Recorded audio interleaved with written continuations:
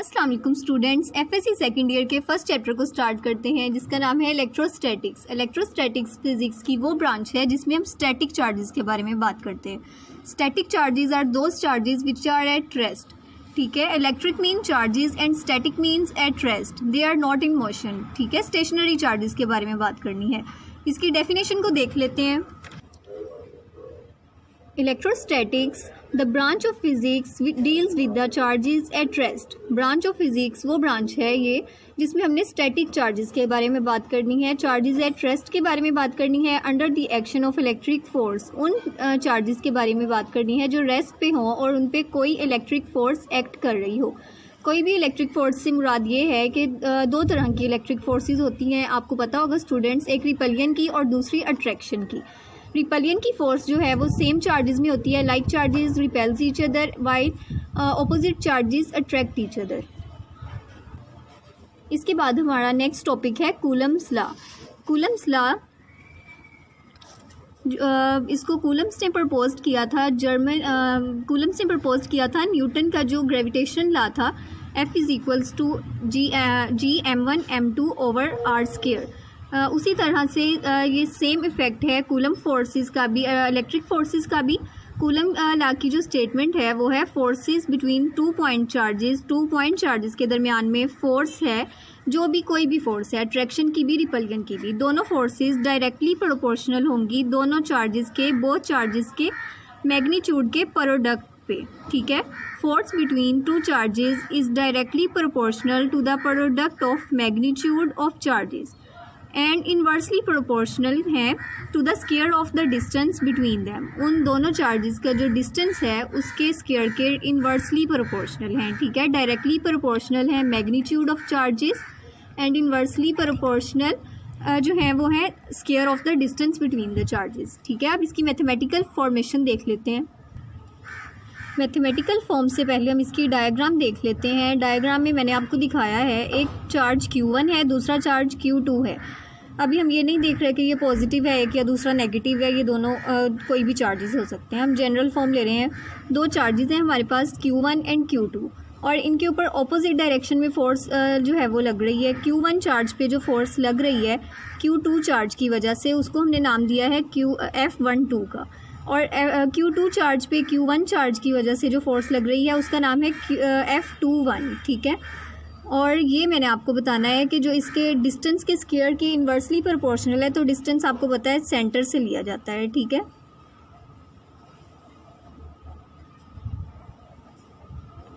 Centre to centre जो distance है उसके इन्वर्सली प्रोपोर्शनल है कूलम्स फोर्स।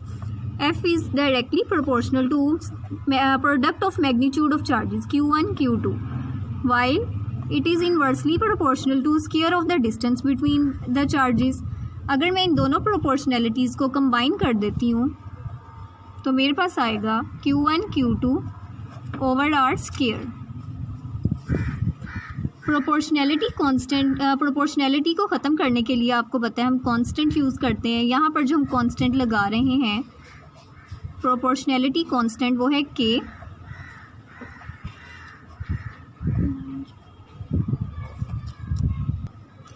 ये प्रोपोर्शनैलिटी कांस्टेंट है, इसकी वैल्यू है K is equals to 1/4 pi epsilon naught. K की वैल्यू निकालने के लिए 4 तो कांस्टेंट ही है, पाई की वैल्यू हमें पता है, एप्सिलॉन नॉट की वैल्यू हम पुट करेंगे जब एप्सिलॉन नॉट की वैल्यू है 8.85 मल्टीप्लाई 10⁻⁻12 कूलम स्क्वायर पर न्यूटन पर मीटर स्क्वायर। ठीक है, हम ऐसे यूनिट्स में एप्सिलॉन नॉट की वैल्यू निकाल रहे हैं। एप्सिलॉन नॉट क्या है ये भी मैं आपको बताती हूँ। अगर हम यहाँ पे एप्सिलॉन नॉट की वैल्यू पुट कर देंगे तो हमारे पास K की वैल्यू आएगी 9 × 10⁻9 न्यूटन मीटर स्क्वायर पर कूलम स्क्वायर। ठीक है, ये ऑब्वियसली एप्सिलॉन नॉट जो है ये डिनोमिनेटर में है। जब हम इसके यूनिट्स को कन्वर्ट करके K के यूनिट्स बनाएंगे तो ये सारे यूनिट्स जो हैं ये इनके रेसिप्रोकल बन जाएगा। ठीक है, एप्सिलॉन नॉट को डिस्कस कर लेते हैं। एप्सिलॉन नॉट जो है ये परमिटिविटी ऑफ फ्री स्पेस है। ठीक है, इसकी डेफिनेशन आपको समझाती हूँ। Permittivity of free space epsilon not, इसको हम रिप्रेजेंट करते हैं एप्सिलॉन नॉट से। परमिटिविटी मीन्स परमिशन होता है। Permittivity of free space is the permission given by the air. क्योंकि हम फ्री स्पेस की बात कर रहे हैं इसलिए हम परमिशन भी फ्री स्पेस की ही ले रहे हैं, ठीक है। फ्री स्पेस की वो परमिशन है for the transmission of electric force, ठीक है। एक चार्ज से दूसरे चार्ज की तरफ जो इलेक्ट्रिक फोर्स ट्रांसफ़र होनी है उसके लिए जो भी मीडियम है दोनों चार्जेस के दरमियान में, उसकी परमिशन को हम कहते हैं परमिटिविटी, ठीक है। यहाँ पर हमने दोनों चार्जेस के दरमियान में फ्री स्पेस ली हुई है, इसलिए हम एप्सिलॉन नॉट यूज़ कर रहे हैं। That is the permittivity of free space. इसकी प्रॉपर डेफिनेशन है, is the permission given by the air for the transmission of force from one charge to another charge, ठीक है। ये एयर या free space की परमिशन है for the transmission of force. Next हमने vectorial form of Coulomb's law देखनी है।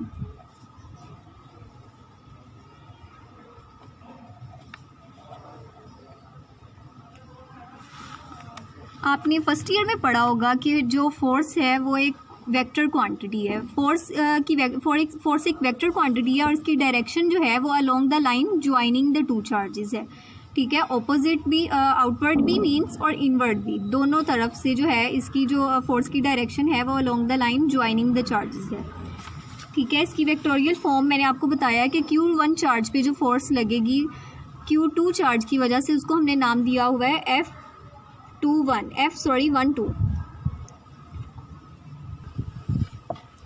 Position को रिप्रेजेंट करने के लिए, डायरेक्शन को रिप्रेजेंट करने के लिए हम यूज़ करते हैं unit vector.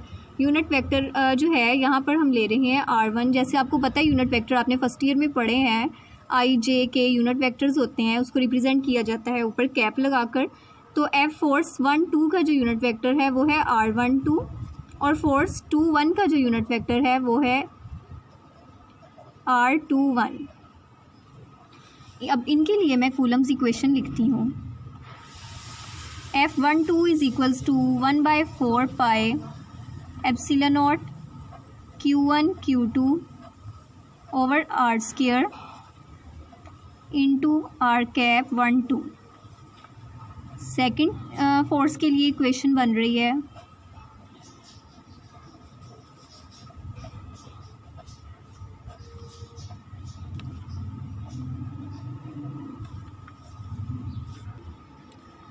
R21 and R12 जो है इनका मैग्नीट्यूड तो सेम है, यूनिट वेक्टर्स हैं ये, बट इनकी डायरेक्शन ऑपोजिट है। ऑपोजिट डायरेक्शन को शो करने के लिए हम नेगेटिव साइन लगाते हैं। R12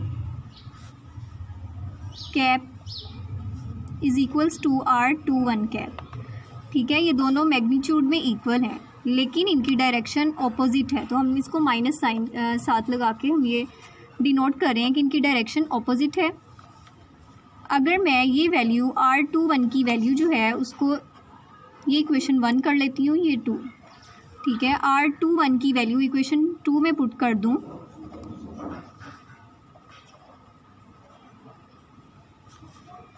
F21 is equals to 1/4 pi epsilon naught Q1 Q2 over R square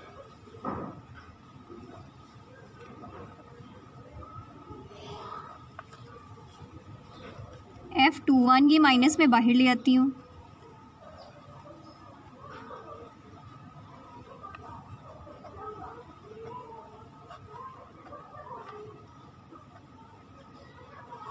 अब आप देखें तो ये सेम वैल्यू बन गई है इक्वेशन 1 वाली, ठीक है। F12 की वैल्यू बन चुकी है ये, तो इसकी जगह पे मैं रिप्लेस कर दूंगी इसे F12 के साथ और माइनस साइन हमारे पास एज इट इज़ आ जाएगा।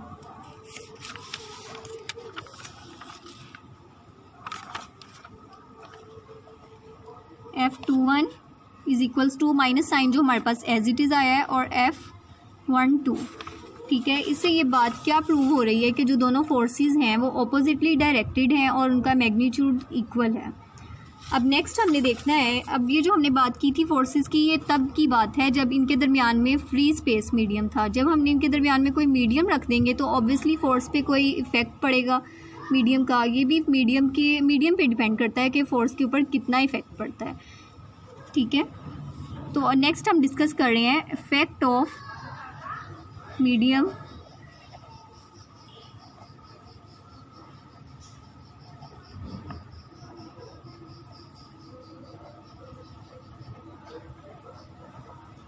ठीक है। इफ़ेक्ट ऑफ मीडियम फोर्स पे ये होगा इफ़ेक्ट कि जो फोर्स की वैल्यू है फोर्स डिक्रीज़ कर जाएगी, ठीक है। जब हम दोनों चार्जेस के दरमियान में फ्री स्पेस की बजाय कोई मीडियम रख देंगे, उस मीडियम को हम कहेंगे डाइइलेक्ट्रिक, और जब हम डाइइलेक्ट्रिक दो चार्जेस के दरमियान रखेंगे तो फोर्स जो है वो उसकी वैल्यू कम हो जाएगी, और जिस फैक्टर से उसकी वैल्यू कम होगी उस फैक्टर को हम कहते हैं रिलेटिव परमिटिविटी, ठीक है। रिलेटिव परमिटिविटी जो है ER, ठीक है। इसकी डेफिनेशन देख लेते हैं।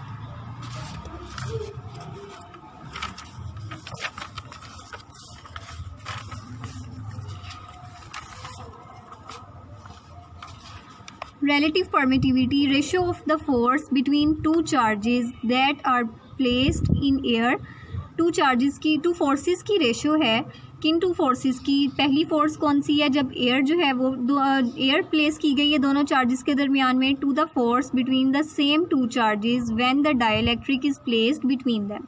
टू चार्जेस ले लिए हैं जिनके दरमियान में पहले स्पेस मीडियम थी, तब हमने फोर्स को देखा, उस फोर्स की रेशो हमने लेनी है उस फोर्स की रेशो के साथ जब हमने डाइइलेक्ट्रिक सेम चार्जेस के दरमियान में प्लेस किया है। आपको मज़ीद क्लियर हो जाएगा, इसको आगे देखते हैं। सिंपली हमने पहले इक्वेशन बनानी है जब हम फोर्स किसी मीडियम के मौजूदगी में देख रहे हैं। 1/4 पाई एप्सिलॉन नॉट, तो साथ फैक्टर ऐड हो जाएगा रिलेटिव परमिटिविटी का, Q1 Q2 over R square. इसको मैं इक्वेशन ए का नाम दे देती हूँ। सेकंड इक्वेशन वही जो हमने पहले देखी है, जब हमने एयर या फ्री स्पेस मीडियम रखा हुआ है, फ्री स्पेस है, Q1 Q2 over R square, equation B, ठीक है। अब ऑब्वियसली डेफिनेशन में हमने देखा है कि रेशो है force when air is medium to the force when there is any proper dielectric medium. तो इसकी रेशो बनाने के लिए डिवाइड करेंगे इक्वेशन बी को with equation A.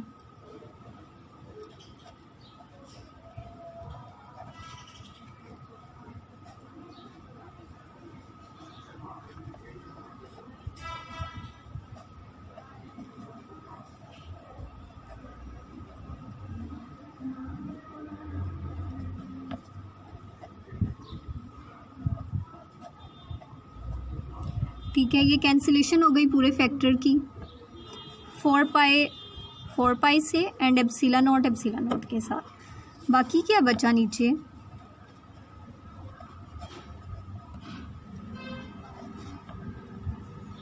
One by 1 over epsilon R।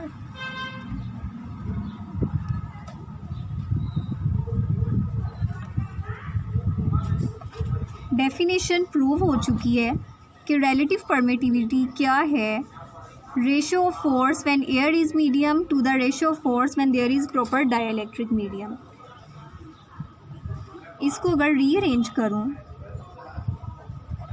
Force when there is medium, free air is medium to epsilon R, ठीक है। इससे हमें क्या पता चल रहा है? डिवीज़न में फैक्टर आ रहा है, तो क्या पता चल रहा है कि हम डिवाइड करें, जो इससे ये बात कंफर्म हो रही है कि एयर जो है force when there is air is medium, तो उसकी वैल्यू ज़्यादा होगी instead of when there is a dielectric medium, ठीक है।